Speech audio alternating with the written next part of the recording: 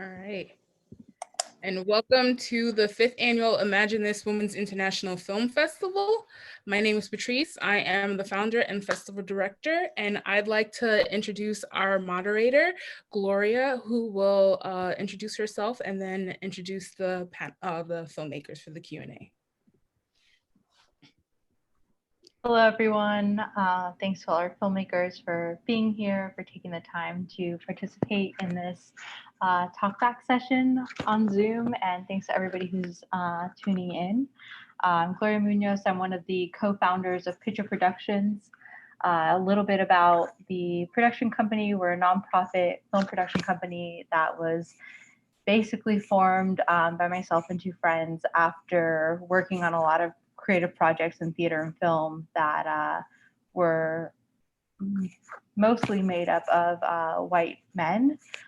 We kind of wanted to flip the script, so we set ourselves up for like an 80-20 where we had 80% sort of female identifying and non-binary individuals on set or on a project, and then 20% or less men.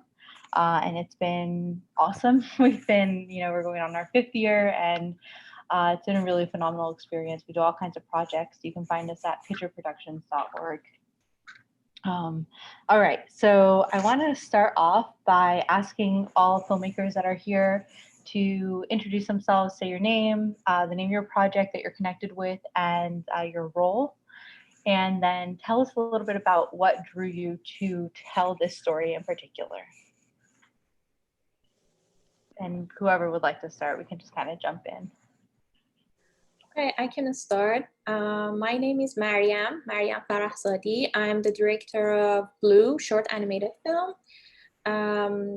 The story of Blue is basically influenced by my own experience of an immigrant filmmaker. So this is about being different in a society, and although it is inspired by my own experience, but I think it can relate to so many people. So I try to keep it very simple in terms of visual and story so that a wide range of audiences can communicate with that. And my role for this film, I was director, animator, writer, almost everything. Thank you.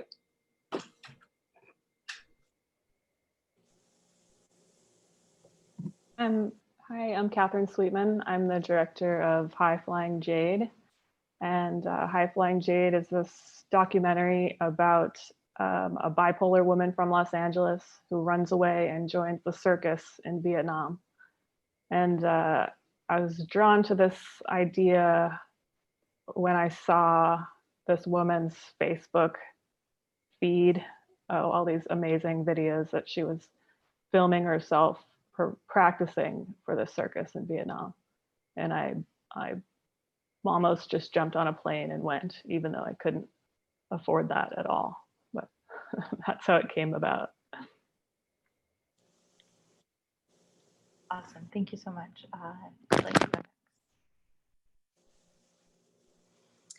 I can go next. My name is Sarah Lohmann. I am the director of Half Chance of Evil, which is about 2 parents who discover who their daughter really is when she's in a coma, and they meet her really strange lover who comes to visit her and finish her off.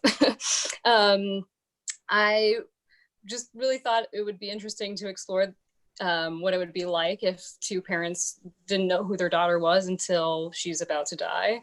And I've always been drawn to comedy, so I just wanted to kind of do this like fun romp about it. And I brought on a friend to help me write it, and he brought in this whole sci-fi thing, and I just really wanted to do it in a noir way, just to heighten it a little bit. And I just wanted to create like this fun piece, even though it's a very kind of,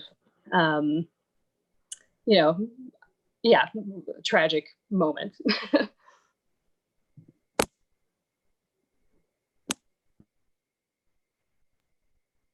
I'll go next.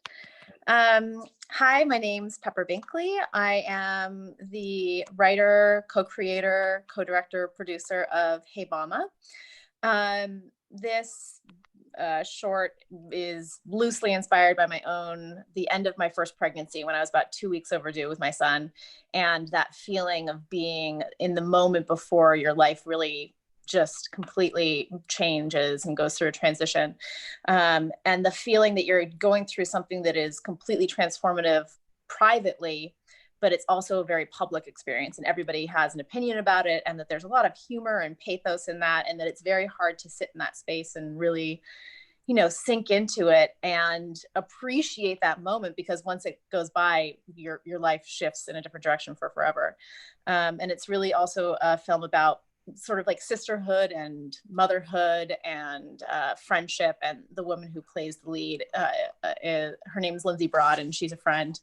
And she was 9 months pregnant when we shot. So it was all shot in a day. Wow. Thank you. I'm Della Vega. I'm the co-director, co-creator, co-producer on Hey Mama, and everything that Pepper said. But yeah, just my take on it as a, I can't even remember if I had my first daughter then or not, but definitely knowing that anticipation of having a child coming, I did. and wanting it to come already, but also knowing that I've got a limited amount of time before I'm a parent, and how that's going to completely shift my world, and knowing that I was going to go from being just a filmmaker to then also being a filmmaker / stay-at-home father, and how was I going to sort of balance this world. So. And your wife was pregnant with number 2 during it. Gosh, that's right. Okay. Yeah. Okay, I guess I go next. My name's Joanna Monfreda. I'm the producer-writer of Nebraska's Calling. I wrote the film based on kind of a terrifying experience I had with 2 of my friends on a cross-country road trip. And in the midst of this like really blissful, peaceful time with my friends, it was interrupted at a gas station when we were confronted by a few men. So it's kind of about the gender power dynamics and how men sometimes are unable to perceive their own threat towards women. My name is Kat Ferenchak. I had the wonderful delight of working with Joanna Monfreda as her director on this piece. Joanna brings a lot of like personal experience to her writing, which I think like lends it this like air of authenticity that's really great to be a part of. This was like a fantastic project to work on, just from trying to really kind of capture an emotion that is very familiar to a lot of women and to other people, where they've just felt like a sort of it's that feeling of creep, or that feeling of like the threat in a situation that could also be like an ordinary scenario. So anyway, it's nice to meet you guys. Glad to be here.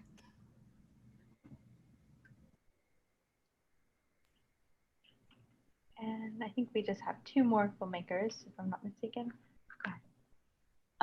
Yes, I guess I'll go. Hi, I'm Lageria Davis, and my project is Light and Dark Places, and we're so happy to be here, and thank you so much for screening the project as a part of your festival. And it's a great, semi-great, kind of sad, like mother-daughter tale, and it's kind of about what we leave behind when we go. And so it's basically, it was for my mom, and it's like, do you want to know the daughter that you have authentically, or do you want to find out this and have to live with not knowing myself fully? So it's definitely a personal piece and a personal journey, and yeah, I hope you enjoyed it. Awesome, thank you so much. I think that was everybody. All right, so we're going to start with a question that's kind of general and meant for whoever wants to chime in to be able to speak about how they connect with it. I noticed that a lot of these films, in a really fantastic way, kind of set themselves up to not necessarily be focused on a male audience, or to be,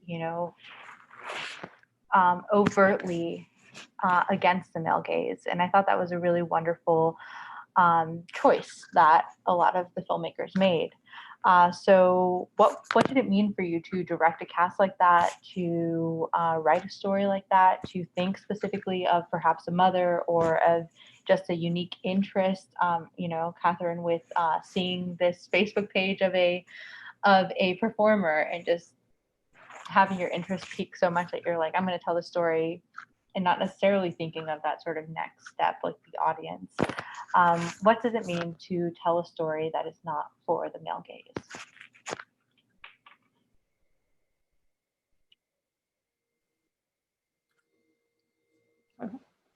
I definitely see that in all these films. That's a great question. My protagonist is amazing. She does not lend herself to the male gaze. She is fierce and bold and super strong, and she doesn't perform sexy for men. So she was a really interesting subject in that way. So it was very easy for me to do that with this protagonist, and just also really fun and incredible to work with somebody who wasn't self-conscious on camera. Usually we film women there, but she was really incredible to work with. So, and it's a great question. I see that in all your films. I'm really thrilled to be part of this block of amazing animation, like thrillers, documentaries, dramas, dark comedy. So you guys are really great. Thanks for having me. Awesome, thank you. Would anybody else want to chime in here? I can say a little bit about my film. At first, although the only person in my film seems like a girl who is different from the society, but later we see that another person who is also different in the society is another guy, that when they come together, they make like another third color, which is green, and make hope. So both of them kind of complete each other.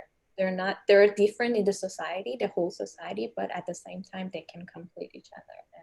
And they're different in another way, you know what I mean? So that's what I can say about my film. Great, thank you so much. Please go ahead, Lika. Yeah, I just wanted to jump in really quickly because I've not had this question before, and I'm like, wow. And so I haven't even really thought about my film in that way. And so to answer your question, it never even crossed my mind that that's what I was doing. And I was not thinking about like men at all, and how this would play to a male audience. I definitely was thinking about, how it would play to a female audience and women of color, and for Black women, and, being in the LGBTQ community, what that would mean for them. And so I'm glad you asked that question. And I'm very, going back to what Catherine said with her protagonist being, I'm not now even more so just proud of this film for not even subscribing or even thinking in terms of that potential gaze and audience, so to speak. Yeah, awesome question. Really glad to be here. Awesome answer. Anybody else?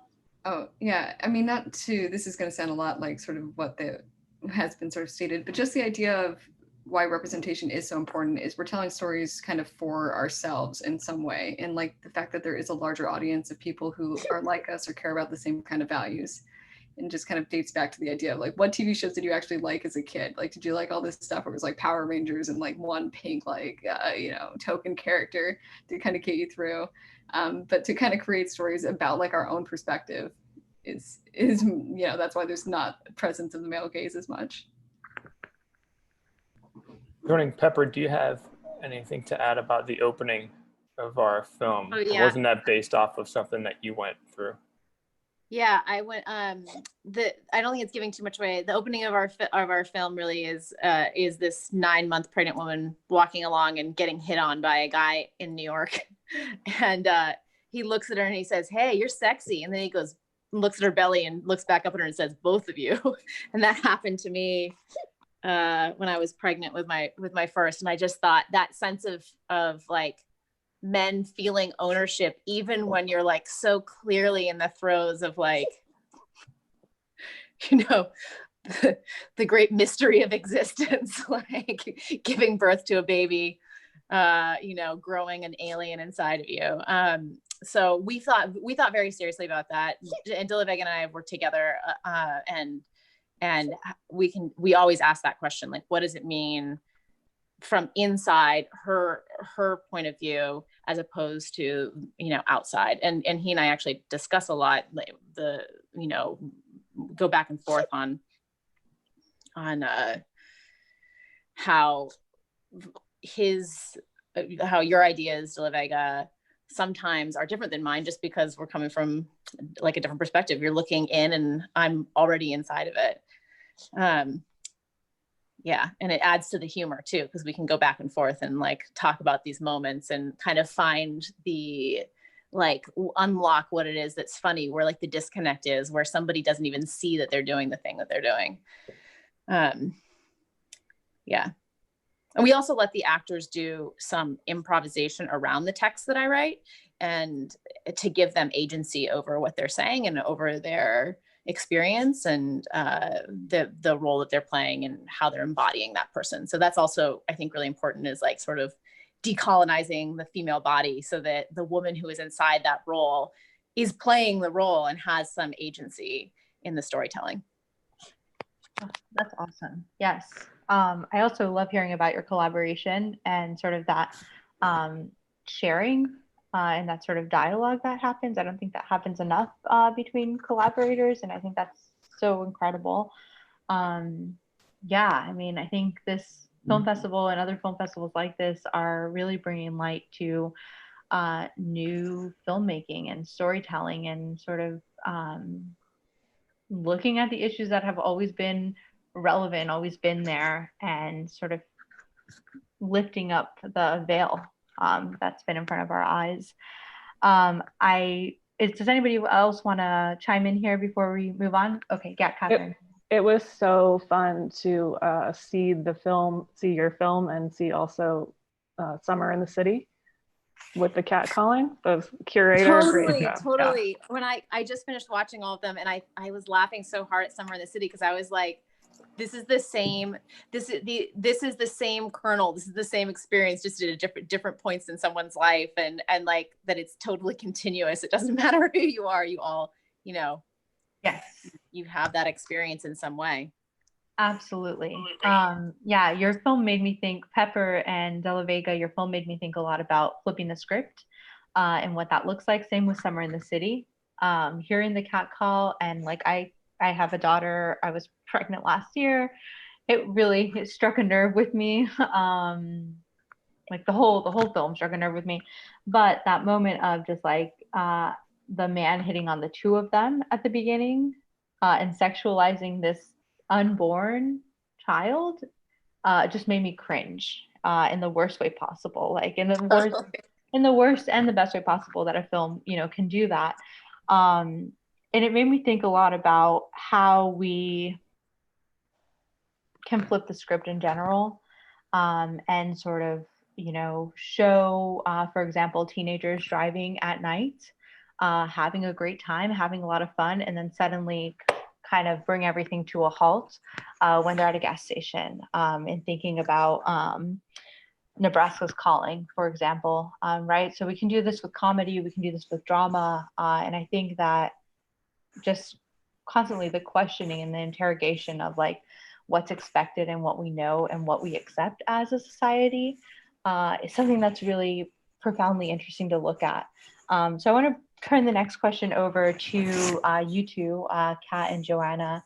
And I wanted to know, well, one, really, fantastic, fantastic short film. I think in a nutshell, I was like, wow, that's a really effective use of this medium to sort of have this suspense, the horror trope of people driving at night in the dark, being in a gas station or in some kind of like a random stop. It's something we see in horror movies so much. And then again, turning things over, flipping the script, where we're not afraid of a monster per se, but we're afraid of another kind of monster. We're afraid of a human being, somebody who feels like they have the right to potentially harm another person, or to, say whatever the hell they want to induce fear. I wanted to ask a little bit about, I know you talked a little bit about this earlier when you were introducing the film, but I wanted to ask what your sort of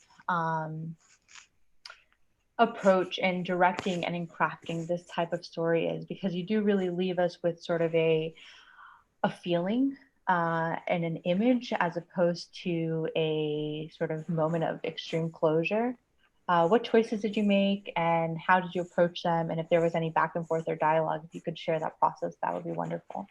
First of all, thank you so much for the kind words. It's so nice. Yeah, thank you. I think that feeling was what I was trying to create in writing it. It was like I wanted it to resonate with like any type of woman or person who's ever been in that experience, or that has gone through those moments of like power shifts and uncertainty. And I think, Kat did a really phenomenal job of working with our actors and really creating a sense of like peace in those like car moments. And then, she's able to escalate it through this, she worked really hard to kind of make it feel like a standoff, and going back and forth and having those reaction cuts. She can speak more towards the directing element of it, but that feeling was really what I was going for in writing the film.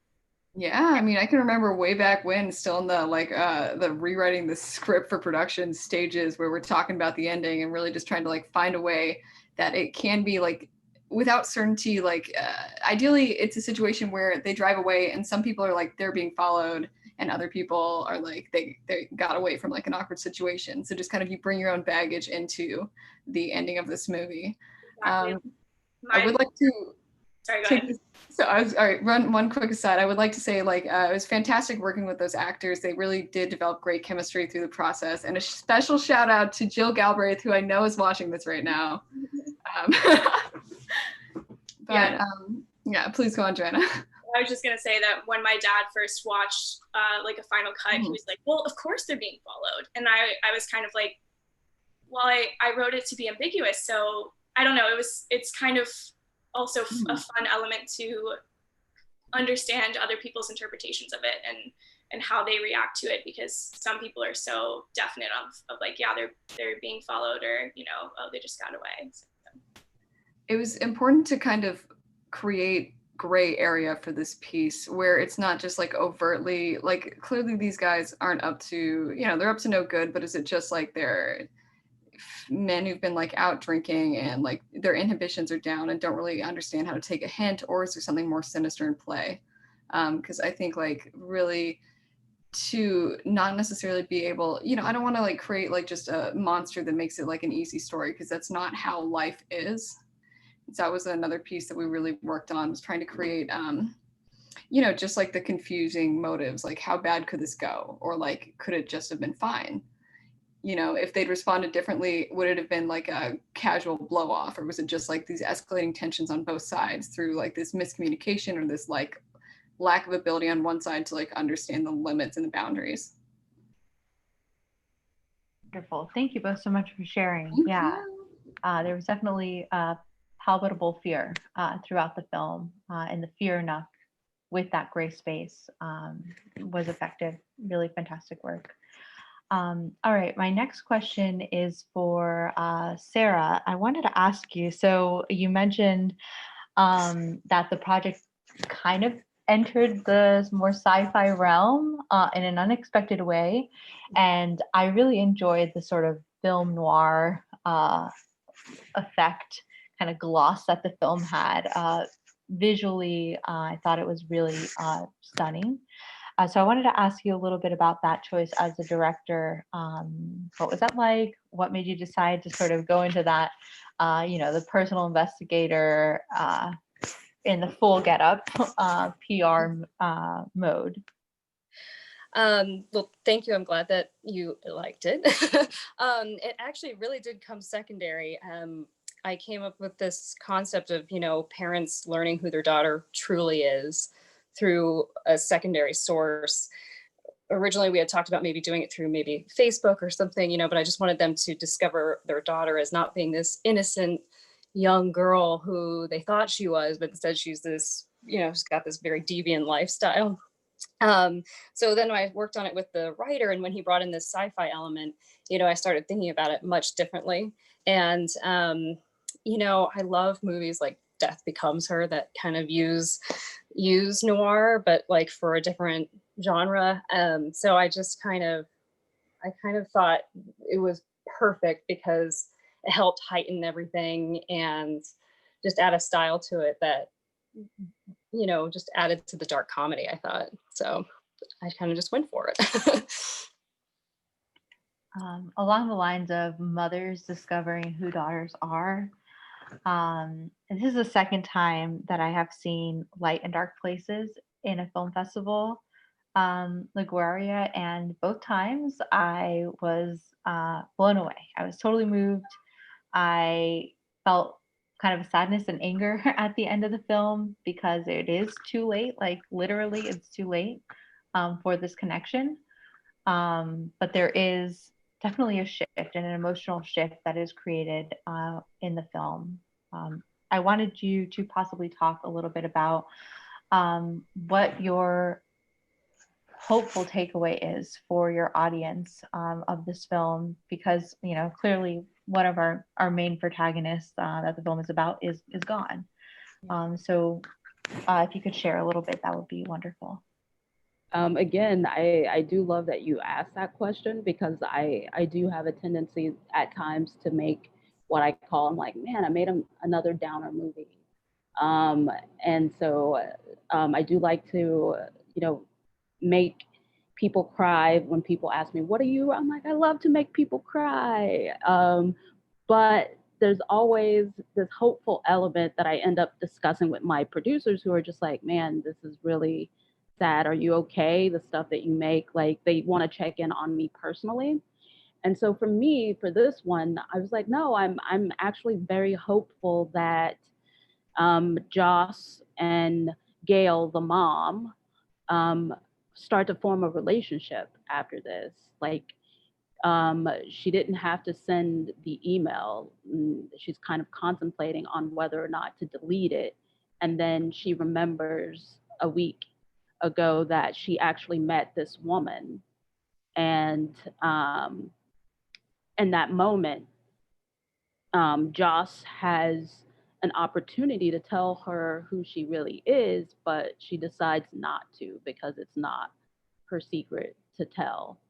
And so she leaves it for the mom to discover.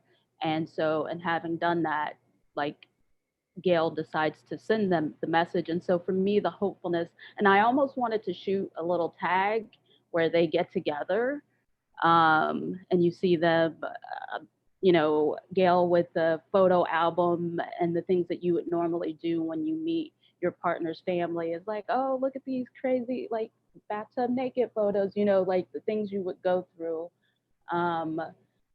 at that stage that she never had the opportunity to get to do. And then vice versa, Joss could tell her about the daughter that she dated, like, the person that she knew, and they would form a relationship. And so I'm like, yeah, if the story were to continue, it would be along this hopeful path of them getting to know each other and celebrating the life of Ryan, the daughter and the partner who tragically passed away. So, yeah, I think that's hopeful. I'm glad you didn't film the tag, to be honest. Yeah, see, yeah. I think it works really well without it. Yeah. Yes. I like the openness and I like the possibility. Yeah. So that's my hopeful take out of the darkness, and that's the light in the darkness. And then another hopeful takeaway is that, you know, through this process, I was able to, you know, tell my mom and have that coming out for her. And so, and I'm still alive, so that's great, right? You know, I sometimes have a tendency of killing myself off in my projects as well. Not the first time. And so it was a great opportunity. The film was a great opportunity and vehicle for me to make those inroads with my immediate family. And they won't have to, you know, get to know me as me fully posthumously or whatever, but right now, in the now. So that's also a hopeful takeaway from this as well. Definitely. Thank you so much. Yes, thank you. My last question, before I have two more actually, but my penultimate question has to do with human connection, especially right now in the time of separation and distance and whatever the hell we're in right now. Miriam, I really, really liked that your film, you know, dealt with human connection, but also with being different and feeling like an outsider, and what that meant. And then Catherine, high flying Jade, seeing Jade as somebody who is unabashedly herself, but also struggles with her own, you know, bipolar disorder, and with kind of her own reflection in her own state of being. I thought both of the films approached sort of being yourself, but also wanting to connect with others in really unique ways. Could you talk a little bit about your choices there? And I know that one's animation, one is documentary, so a whole slew of things comes with each one. So feel free just to talk about off the cuff, whatever comes to mind when I mentioned human connection and sort of being yourself, like connecting to yourself and connecting with others.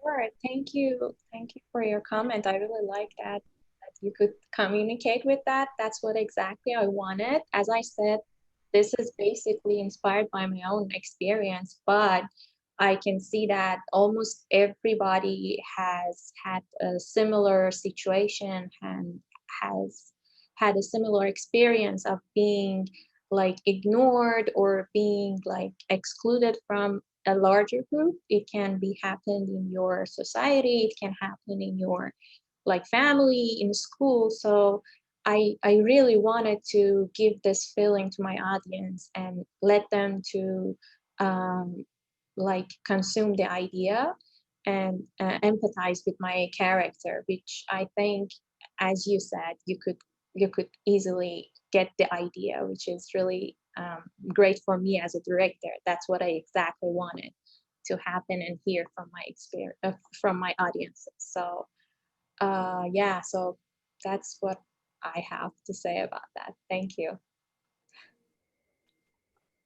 Miriam, I thought your animation was so emotional and so engaging and so beautiful. I related to it so much. I just adopted a stray cat this week. And I was just like, oh my God, this is my life. Anyway, it was really good. And yeah, emotional connection, of course. Beautiful. Yeah, and the paper animation, like the whole animation, I was like blown away by. I just want to say, and that you directed the animated. That transition through the window, oh my God, beautiful. So much. I appreciate it, guys. Yeah. So Jade was living in Vietnam and didn't speak Vietnamese, was in this circus where nobody spoke English, and they were changing her routine. They would like force her to change her routine through like one translator who spoke broken English and like through like just miming things and stuff. So she had a really rough time connecting at the circus. But in her, now she's back in, now she's in a circus somewhere else being amazing. But she came back to the States and went to the School of the Art Institute of Chicago and did a performance degree. So she's okay now. But there was not human connection really in her life at that point. It was pretty hard, except with me. Film. Thank you for sharing that. We have a question from someone who is watching. So here's one that we've selected for you all, and this is for everyone. Have your feelings towards the sometimes unpleasant experiences that inspire these films changed over the course of the filmmaking process?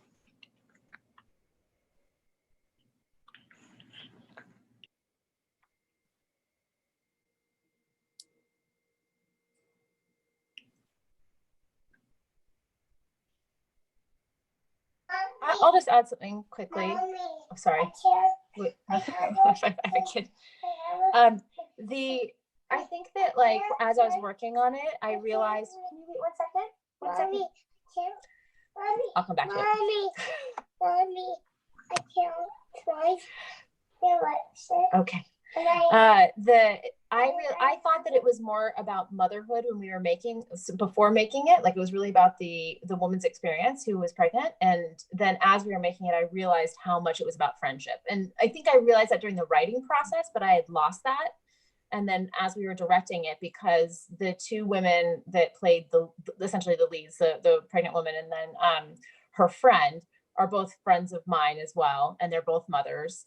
And they were really tapping into their own stuff. And we were talking throughout the whole, throughout the shooting, we were talking so much about motherhood, but also about friendship and like what you learn from the people that are in your lives, as opposed to what you'd get from books or doctors or anything else. So yeah, I think that communion with other women was really, really potent during the filming and felt like a real gift. Yeah, and to piggyback on that, I think, in the story, right, there's two men. One is the guy that's catcalling in the beginning, and the other is the protagonist's husband, who you only meet for a little bit at the end. And it's for this woman, it's all about the experiences that she's having with these other women that she's running into in the street. So she's running into another mom who's like, "Oh my God, how pregnant are you?" And like, "Oh, you're like, I can tell you're like totally in it." And then running into another mom that she's seeing, at a coffee shop and feeling that she's maybe being judged because she's drinking something, she's drinking a cup of coffee with caffeine. And then that relationship with a friend. And I think when we were editing it, we realized that scene with her friend really is the film. Like it was sort of like everything leading up to that scene. And then once that scene is over, it's sort of wrapped up, but really it is about that scene and that conversation that she has with her friend, which makes her go through this change. And I don't think we realized that up until when we were filming, we took so much time and so much extra time filming that. And I don't think it really did hit me until we were editing it. Like, yeah, that's actually what it's about. Amazing. Wow. Thank you for sharing that shift. That's awesome. Yeah. Anybody else want to share here? And I put the question in the chat. I think one of the things that shifted for me during the process right before we started shooting was I had scripted that first manifestation and the other ones. And as manifestation, I mean, when I call it the past comes to call and we are introduced to the two main characters. I had only scripted that one, and then the way they kind of lived, laughed, and loved and fell apart was going to be done via home video at first. So it was going to like change the aesthetics of it. But then as I workshopped the script, people really responded to that first manifestation. And I had to sit down and I was like, well, I scripted it because one, I wanted a nice way to kind of introduce the two characters, the partners. And then I also needed to get to the mom. And so it made sense for me to have the partner Joss like lead us to the mom where she's reading in the room, because she just came in and entered the room, and and so that was why I scripted it in the beginning. But then the more people really responded to that visually, I had to sit down and kind of unpack what that meant. And that's how the other manifestations came to be. Because then it all kind of made sense that the mom is in the house and this is the present state of it being packed up. And what if this one manifestation was like several of them that kind of, instead of the home footage, and we could see what life was in the house before this. And then we could also have them like fight in the room where the mom is reading, so she's kind of like the catalyst for the breakup. And so there were all these, it was a shift in the meaning for it for me. And it definitely, I think, gave it a little bit more, like I'm getting emotional thinking about it right now, emotional resonance that I don't think would have been there if I would have stayed with the other element. So Wonderful. Thanks so much for sharing. Thank you. Okay, would anyone else like to chime in here? And then we'll probably wrap up because we're right at time. We're a little bit over. Can I just quickly say how much I loved everyone else's films? The programming is so incredible in this film festival. Really, I loved this block so much. Yes, 100%. I agree. Yeah.